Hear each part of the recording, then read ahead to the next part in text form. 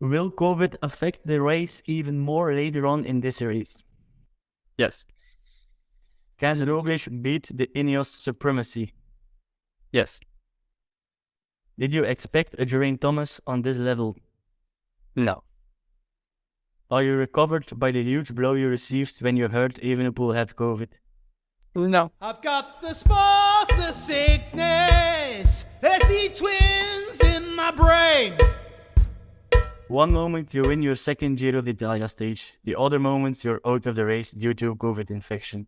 It's the tough story of Remco Evenepoel's journey through Italy. After crashing twice in stage 5, bad luck strikes again for the world champion. With Geraint Thomas wearing la maglia rosa now, the Giro is wide open. Time to look back on the first part of this cruel stage race. My name is Yves, your host for this episode. I'm here with the usual domestiques, Bram and Dieter. Bram, you had your own challenge this weekend with a running race. How did it go? It went all right. It was a 5 kilometer race. Didn't go too hard. Kind of messed up my tactics, but it's all right. Good for preparation for later on in the season. The Remco Evenepoel hype train came to an abrupt end. How heartbroken were you when you heard about the COVID infection of Remco Evenepoel? It took definitely some time to sink in. I think I heard from Josh putting into our group chat, and it was instantly like, no, he's messing with me. I need to go check, and went to the Quick Step Twitter page. It was like, it was there, and it's like, yeah, definitely not great considering I've been hyping him up pretty much since December. So yeah, not great. A quick yes or no question. It's a hot topic today on social media. Should he go to the Tour de France? In my opinion, yeah, but without ambitions. Just, maybe pick a stage. Maybe top 10. But I don't think that's needed. Just, being a world champion, go to the Tour. Yeah. And to be fair, there's going to be less pressure than usual. That's a long yes or no answer. It needed some extra explanation. Dieter, we know you as a guy who isn't afraid of some bold takes. You talked about Tao Gegenhardt being able to hurt Evenepoel. We all laughed with it at the time. How did you feel after seeing the Murray stage on Saturday? Gotta be honest, Evenepoel was probably already affected with COVID and definitely from his 2 crashes. So that is a big factor in it. But Tao Geoghenaerts clearly showed his worth. He got to the wheel of Roglic in the Murray etape, did a better TT than Roglic, while he normally can't TT that well. And the best still needs to come, so I'm very curious. We have a special guest today as well. After a very solid start of the Giro, some crashes made it difficult for him to compete for a stage win. Welcome, Arne. Yeah, thank you. How are you feeling after 9 days of racing in changeable weather conditions? Well, I feel actually pretty good today. The rest day did me quite good. Yesterday I also had some time to recover on the time trial. I did quite easy. It was only 40 minutes, so I had 2 easy days, so I should be recovered for tomorrow. Maybe a new sprint opportunity. Are the wounds healed already? Not yet. I have some bruises on my right hip and also on my right leg, but it's nothing too bad that I cannot compete for the win, so won't stop me. How would you evaluate your first week at Giro d'Italia? The first sprint was quite surprising for me. In the beginning I said I would be happy if I can show myself with the top 10. But it was already 4th place and even close to the podium. So I was quite surprised and gave me a lot of confidence. But then afterwards, next sprint stage, I went twice down. First time with Roglic on the roundabout. It was really slippery.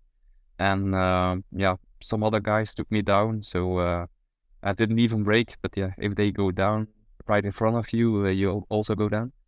But then I managed to come back together with Keenan Groves. And the moment I come back, I crash again because of Remco, who goes down, and Hugh Cartney was a bit panicking, took the brakes, and he took me also down. So again, a lost opportunity. And then the day after, I crashed again together with Cavendish. I saw that picture. Yeah, indeed. Firstly, I thought it was my fault that we went down together, together with Kev. But we did a downhill pretty fast because we were dropped on top of the climb. It was really hard. And the moment we came back, almost came back, we came right after a corner, and the wind blew so hard in my front wheel, and I had no control anymore over my bike. And the same happened to Mark. So the day after we spoke together, and he said, man, you don't have to apologize. It was not your fault that you took me down in the crash. So it was actually quite good feeling to me that I didn't crash Mark Cavendish. So, was but afterwards the stages were a bit more controlled, so I was able to recover from my crashes. So was good. Your team, Intermarché Circus Wanty, got some nice top 10 results so far. Yeah. How happy are the sport directors with the way things are going? I think quite happy. The third stage, the stage where Simone got third, I felt really the directors were disappointed. We also a bit, because we really believed he could make it till the end as a winner. But if you look at overall, we are every time top 10.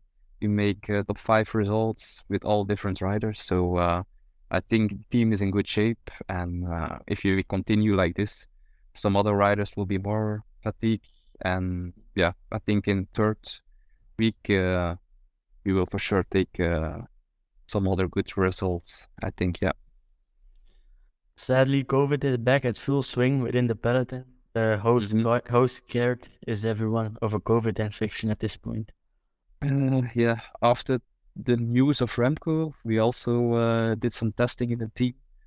And we were all a bit with a blocked nose, but it's also because the heavy weather conditions were not really in our favor. So it's a bit normal that you have a blocked nose. But we have no other positive except Geraint Thomas, who is a bit sick. He tested positive, but he will go home also. So That was information I didn't know yet. maybe not share it yet, but later on we will communicate it. I saw an article from Bistrom as well. He talked to the Norwegian newspaper saying he's positive as well, but it's the viral load isn't that high, so he decides to keep on going. It was halfway this week that he was really not feeling good, but we did no test at that moment. So we decided to put me on another room because I was his roommate. He was really struggling and not on his level, and we didn't do a test. But now also today we did a test, and we saw he had some positive results. But it's all probably already 4 or 5 days ago. So we decided to go on with him. So and for the rest, nobody is infected, so we keep on going. Like, if a rider tests positive, can the rider decide himself to withdraw the race, or is it the team that makes the decision? Like, Remco decided to leave after he spoke to his team, but is it something you can decide yourself, or? In my opinion, the doctor should decide concerning what's the best for the team and for the other riders. I think just the doctor needs to decide, and it's not up to us to decide if we can go on or not. But I understand the fact that Remco is going home, because you also have a chance on long COVID. So in that case, I understand that he stops the race. If you have long COVID, it will be, probably much worse. You see it also with Ben Hermans. Yeah. He was really not on his level for the whole year. He struggled really a lot. And I think as a team, as Quickstep, the team is actually built around Remco. Remco is the image. So they cannot, tolerate it if he goes out for 1 year and a half or something with long COVID. So I think for him, it's the best decision. Yeah. I think we can start the review of the stages. Stage 5 is the first one we're gonna review today. Groves bossed that sprint after a hard day in the saddle. He crashed together with you, Arne. I was able to come back and sprint to the win. How impressive was that? I'm already impressed for 2 months about Caden Groves. I did also Catalunya with him, and there I saw him surviving some climbs that other sprinters were not able to survive. So he's also a really good climber, I think. But at that moment, I had the same in my mind to do also the sprint. I also came back together with Caden Groves because of Roglic crashed, and then the whole team waited. And Affini was really pulling super hard at that moment. So everybody was in the wheels. And actually, with not taking too much wind, we were able to come back. And it was still 3K to go. So you had some time to recover and do a proper sprint. But it's actually quite impressive how Alpecin de Koning managed it to get back together on one line and do a good lead out in just 3K. So it was not only Caden Groves who was impressive to me. Bram, when you were watching that stage, how did you feel about the nervous bunch? It was a wet day. It was just, there were a lot of crashes, so it looked so nervous out there. This as well with, I think Remco crashed with the dog, and after that, it was just, a lot of crashes and just didn't feel like a pleasant peloton to be in. I don't know how that felt for you. No, indeed, it was not so funny. We saw the amazing sliding finish photo from Cavendish as well. That's one for the history books. Dainese got relegated because of that. You as a sprinter, what's your opinion on that moment in the sprint? First of all, it's actually crazy. Mark gets the 4th place because he don't loses his handlebar, so he keeps touching the handlebar, and that's the reason why he got 4th and not 5th place. So that was actually quite funny. But I know also if you see a gap as a sprinter like Dainese, that you go in. But at that moment, go so fast and you don't think about maybe I take someone else down in my right. So it was really not on purpose, I think, of Dainese, but these are things that happen, and it was just bad luck also for Dainese and Mark Cavendish, I think. Yeah, how I saw it, it was like Cavendish, his back wheel slipped, then recovered and tried to get in the draft again. And this Dainese decided already to go in that gap. Yeah. And I think it was more a racing incident. That's my opinion. Dieter, I don't know if you think it was a disqualification or a racing. I think it was words. Sorry, second. I saw them also talking together in the stage afterwards in Naples, and they were talking friendly to each other. So I think they both understand it was a racing accident and that it was not on purpose. So still a shame that he got relegated for it then. Yeah, indeed. Maybe they should just put him 5th. Arne says a lot of people seem to forget that at the time sprinters make those decisions, they are going 70 kilometers an hour. We are sitting in our couches with a helicopter view. We can see everything much clearer, and it's much more easy to say, that's wrong. But the sprinters don't have a helicopter view. while they are sprinting, and they also don't see it in slow motion. So people seem to forget that. Yeah, it's actually true. You have the tunnel vision, you have the eyes on the line, and you try to avoid everything what comes in front of you. So it's actually just a fraction of a second that you need to decide, and it's maybe not really a decision, but more, how to say, intuition. Yeah. I think Mark Cavendish called it chess. In the Wolfgang documentary. I think we can agree on one thing, that a lot of cell phones and arms are harmed because of that crush when we saw be against that barriers. Yeah, that did not look nice. That arms that were crazy. The day afterwards, it was predicted to be a sprint stage, but it turned out to be very tense with the Marquis and Clark going till 300 meters of the line. That was great teamwork by Trek, particularly because they were one of the only teams who really tried to chase him down. Alpecin was playing it a little bit more careful because Gross was already a little bit ill, if I recall correctly. I don't know, or he fell ill the day afterwards a little bit, but still in the race. But Pedersen completed his Peter Slam, so he won a stage in every Grand Tour. What happened with you, Arne, in that stage? Yeah, that's the stage where where the wind took me down together with Mark Evans. Yeah. Shit. So I had to chase, but I never saw the bunch back. So I actually don't know really a lot about that stage. Well, it was quite impressive actually how the Marquis and Clark rode that final did. Can you take us through that final of the stage? They were very impressive.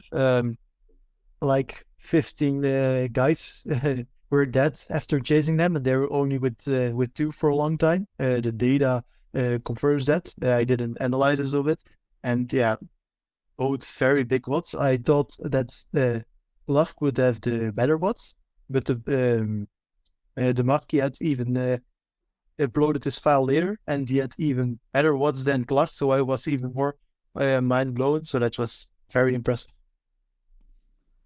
The Marquis mentioned in an interview that a lot of riders are riding too defensively in stages that are suited for the break. Do you agree with him? He said it after stage 7, where Petilli was in the break and no one really tried. Are teams riding more defensively in that first Giro week, or?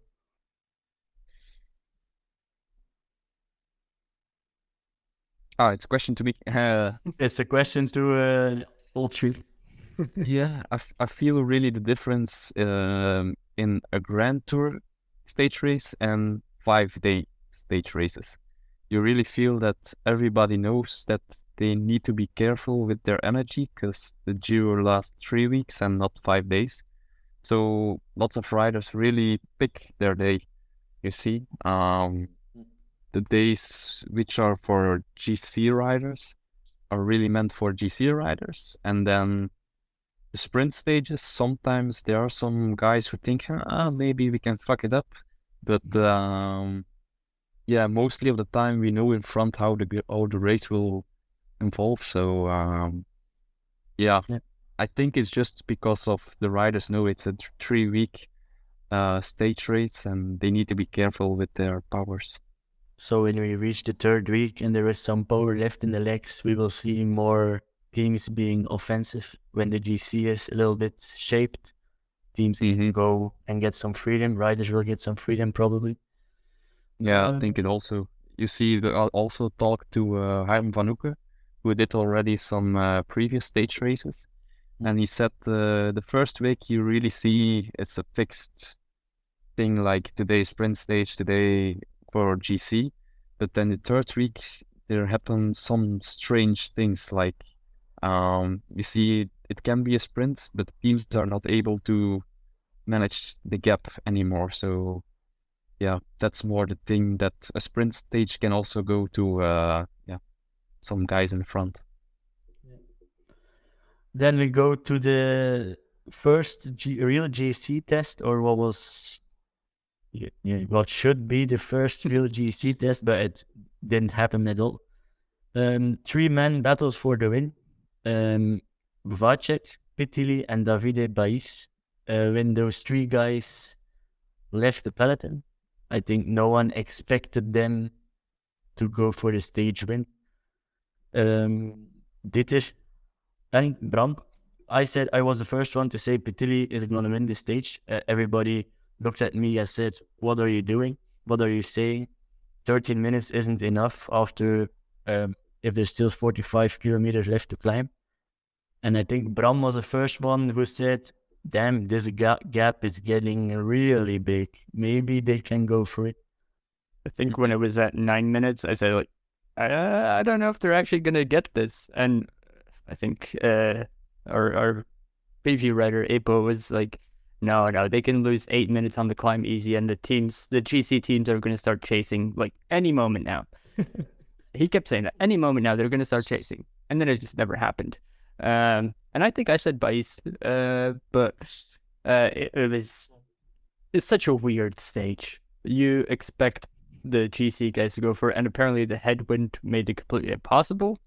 But still, you would expect them to start chasing earlier so they could have a go if the wind was okay in the end. But I think they just decided at the start, maybe like, let's just not go for it today. Maybe you know this, but Yeah, I felt this immediately in the peloton, in the bench, I mean. Yeah, the moment there was control, it was only DSM who was pulling with the red pink jersey of Leknissen. But at one moment, they felt like, hey, boys, we are pulling already the whole day and nobody is helping us. And at that moment, they decided just to stop. And at that moment, we yelled in the radio, hey, DSM is pokering, just go full gas now, then you gain a lot of time. And Simone managed to make faster turns in the leading group, and so at that moment they took 13 minutes. But then on top, some teams realized maybe we should pull with one guy extra. But all the teams were really pokering, and at the start of the climb it was really nervous for everybody. But it was a 45k climb, and nobody actually wanted to do big pulls till the end, so it was so long. So, and also when you came, I think with 6k to go, it was full headwind. So even in Gruppetto, it took so long when we did 1k. So that's when I realized this is difficult to do some acceleration. When did the team start to believe that Pitili could go for the stage win?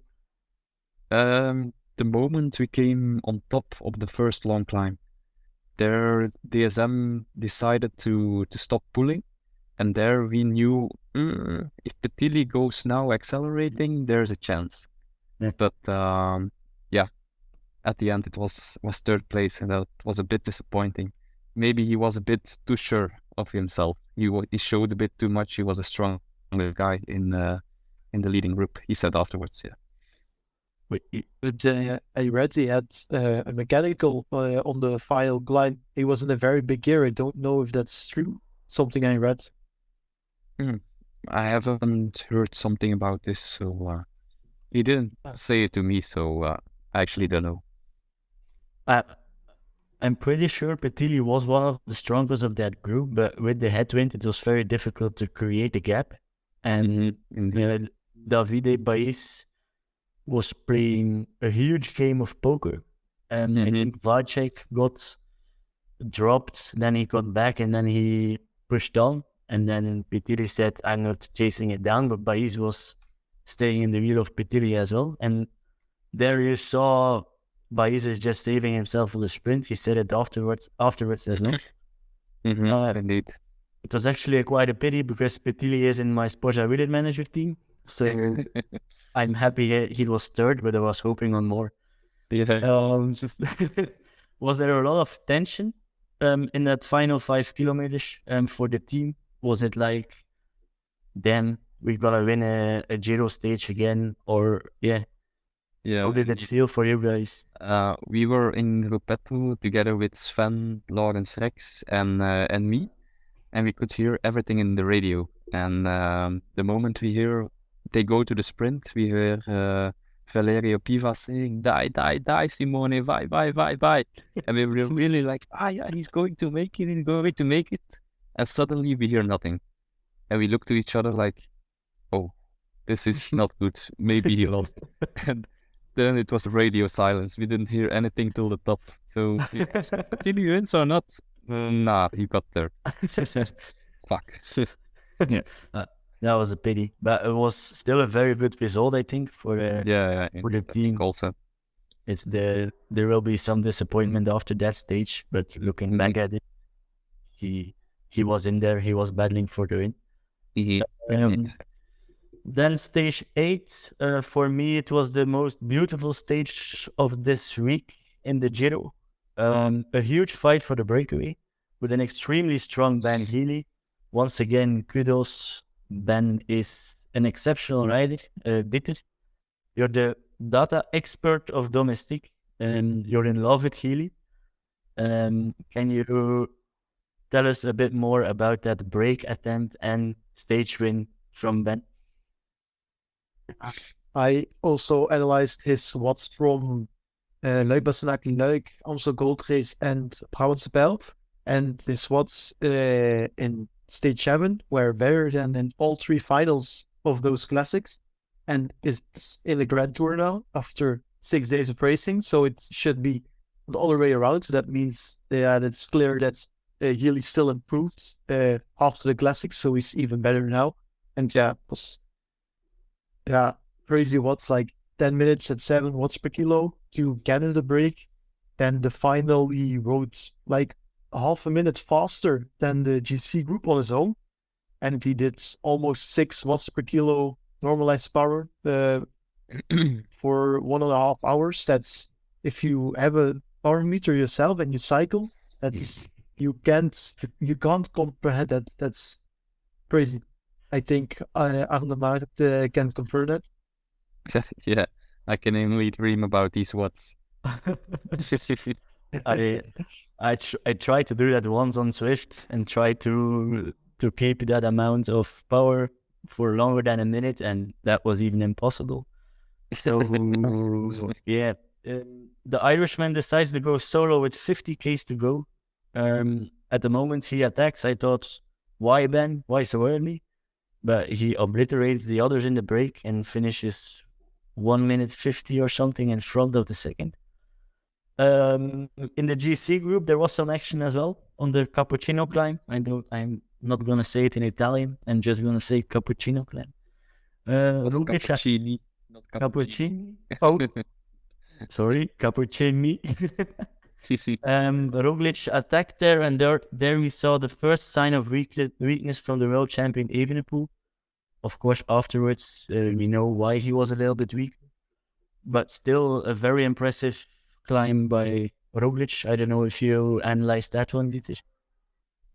And the Roglic doesn't share watts, but there are a lot of guys who estimate watts, and it was a lot of guys at about the same. It was like 7.8 watts per kilo for 5.5 minutes, around that. So yeah, very good watts. And Thomas and Gilbenard got to the wheel of Roglic, so they probably did a bit less, but still almost the same. So yeah, crazy level, but that's what you can expect from this level, of course. But when we saw Roglic in the opening time trial, he already lost 30 seconds on Evenepoel. 43. 43. Sorry, Remco Hype Train driver is back at it again. Is Roglic getting better and better? Because I was actually quite surprised in stage 4, in a stage that I didn't expect him to attack. That he tried, he only took 14 seconds, of course, but he gave me a very strong impression in stage 8. I read that Roglic went on an altitude camp longer than he would normally do, especially to peak in the 3rd week. So it's planned to get better as the Giro evolves. So About the break forming, I know you're more of a sprinter kind of guy, Arne, but can you explain how difficult it is to be a breakaway in I don't know, in a 5-day stage race and in a Grand Tour? Mhm. How difficult is it to take the right moment and so on? Yeah, now this day I tried also myself. Um, but yeah, it's really not easy. And also, if you see the roads, it was all the time big wide roads. So it's actually almost impossible to get away. But yeah, Healy just rode away because he was super strong on the climb and nobody was able to follow. So that was the moment to go just because he was that strong. But afterwards, yeah, the whole bunch tried to make an attack, and it took more than 70k, I think. Lots of guys were thinking also, okay, we have the intermediate sprint, and after this, the teams will stop controlling, and then we can go again. But even after the intermediate sprint for Maglia Ciclamino, the riders kept jumping and jumping. So yeah, it was really a hard race, and yeah, there was not really a good moment to go because in the peloton you were actually relaxed, and on the front you had to push really hard. So it was more a bit of luck that you get away, and so yeah, it was really difficult that day. With a stage like this, how does the briefing within the team go? Like, are you guys saying it's up to Lorenzo Rota and PTV, and or is it just everyone you can try? Yeah, indeed. In front we said, okay, we have 3 guys who can go in the break and who can make it also till the end. Because yeah, I can be in the break, but yeah, at the end I will be dropped really. So that makes no sense. But yeah, so we said in the beginning, okay, Lorenzo, this is a stage for you. But then yeah, it's also not so easy to get him in the break. So yeah, you need the right guy in the break also, and that's not always that easy. But it's not that his legs are bad. No, he feels good. He was already in 9th in the stage of Naples. Yesterday he did also a proper time trial, I think. He was around 50th position, something like that. So no, I think he's improving in this Giro, so you can expect him. All right, that's my second transfer of the Sports Written Manager coming up. Then the individual time trial yesterday. If you look back at it, a mega ride from Remco Evenepoel. At the time, we didn't know what we know now. He was able to beat the whole peloton in the time trial. And in general, a lot of good results from the GC guys, actually. Even Caruso, a guy I didn't expect to perform that good in a time trial, rode very strong. Vlasov as well, Kemna as well. But the team that really bossed that time trial is Ineos. They had a couple of riders in top 15. I think they have 5 in top 20. That says a lot. That's crazy, actually. So Remco takes the stage win with 1 second, or it was 0.0069. Yeah, something like that. He has COVID, so this makes it extra special. Yeah, I don't know if you guys have anything to add to the time trial. I think that Ineos does a lot of good TTs, not only in the Giro, but the whole year. That's props to Dan Bigham, I think, for that. He's the performance manager of engineer, and he definitely knows what he's talking about. Like he had world hour records himself for some time, and his watts were like just over 300 watts, and he did 56 kilometers an hour, and it says enough how arrogant enough. So props to him for that. I know there are a lot of if, but if Ghana would be at the start of that time trial, would he have been able to be faster than Geraint and Remco? I think so. I think he's probably on this course faster than Thomas or Gegenhardt on the same equipment. But of course, I think in general the gaps between the GC guys were quite low, and only 2 time trial specialists in the top 15 even. So that says a lot. Yeah, a big disappointment for Stefan Koen, who came to the Giro to take a stage win in a time trial. He's also going home. Yeah, he's going home. He's that disappointed. But it's also a bit due to that GC riders got dry roads. That's had a very big impact. And Koen paced very bad. If you compare his intermediate points, his second one was very slow, and then at the from the last intermediate to the finish, he got 30 seconds closer, so he paced very strangely.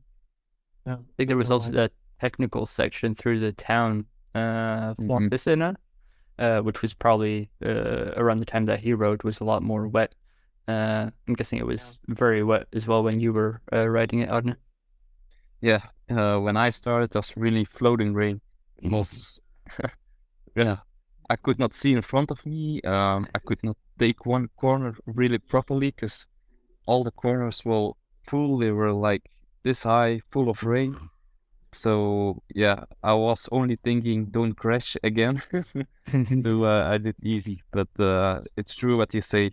In the cobble section, it was really slippery, so you really had to go slow in the rain. And actually, you saw the time when Remco was riding; it was already dried up a bit, so you could take the corners much faster. I think, yeah.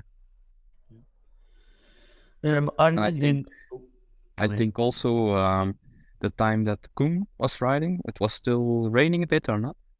Yeah, It was very still wet. wet. Yeah, indeed. And also I felt on the way back to the finish, it was full headwinds. But at the moment, it was really raining. The wind was super strong. So in my opinion, I think Koen also lost a lot of time in the headwind section because of the heavy rainstorm. So that's also a benefit towards the other guys, I think.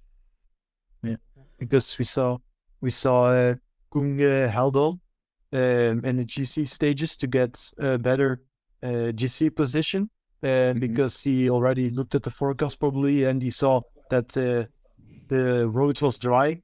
In the Muri top, he held on for dear life, but yeah, he still got bad luck. Yeah, Pity. I was already thinking why he was taking so long in the bunch. But now that's a proper declaration. Yeah. Arne, you know Remco Evenepoel pretty good. We did some research. You even won the first individual time trial Remco ever did. Yeah, it will never happen again. We saw you guys often talking with each other in the bunch. What feeling did he give you during this first week of racing? Yeah, he was really relaxed and confident. He was in good shape. Like he made some good jokes, so there was actually nothing to stress about. So yeah, it's actually a pity he goes home now. Yeah. So you had the feeling he was able to compete for the win, and Yeah, for sure. If you see his first time trial was really, was such a beast there. Yeah. So he talked me through his numbers, and I was even impressed that you can push 430 normalized power for just 62k. So yeah, it's really impressive. I thought, okay, if these are your numbers for a 20-minute time trial, this will be good for the mountains also. I see Dieter looking, and his face is saying, "Damn." Yeah, That's 7 watts per kilo, and on a time trial bike, normally with Remco it's a little difference, but normally you push less watts on a time trial bike. So yeah, it was quite impressive. When I heard it, I was like, okay. And together with the crazy positioning he has in a time trial bike, so aerodynamic, it can be surprising that he obliterated the opposition in that time trial. So we're going. Feel good to be able to say that you've beaten Remco in a time trial before. Yeah, indeed. But that wasn't a time trial bike, and he was just on a normal bike. It doesn't matter. Doesn't matter. You can always. I can say this forever. Yeah. We're going into the second week of the Giro. Are there any riders in the peloton that really impressed you during the first week? Marquis impressed me actually, because when I did the time trial, the third stage, he passed me on the climb, and I was like, oh, it looks like I'm standing still, and even my time trial was not that bad. So then I had already the idea, oh, this guy is in good form. And then you see the guy in Napoli stage, so I expect him again in the next coming weeks. Yeah. And also Lily, of course. And within your own team, who has big goals in the remaining 2 weeks? I think Sven can be really surprising, because he had really big numbers in opening time trial. So I really believe that he can make good results in a breakaway. You saw him also in the stage that Matthews won. He was also close. So if he's recovered from sickness, I think he can do good results here. Now he looks already much better. He has, again, some color in the face. So I expect him. I saw a lot of times big watts from Bistrom in time trials, but then he didn't do a time that represents his watts. Is his T position not so good then, or what is that? Yeah, we actually don't know what is wrong, because we all did good numbers and we don't have good results in the time trial. So yeah, we will have to look, I think, as a team to find better TT position or better suits, improve the bike, or yeah, I actually don't know. But at the beginning I thought the bike was really good. So yeah, but we actually don't know why we are so slow. What are the biggest goals for the team in the upcoming week? I know it's easy to say a stage win, but are there actually, it is also a stage win. Every time Valerio did the Giro with Intermarché, we had a stage win with Taco or Bini. So we want to keep this trend going. So yeah, if we win a stage, it's good for us. Yeah, still 2 weeks to go. A lot of chances, I think. And there's a couple sprint stages coming up. So. Yeah, indeed. Never say never.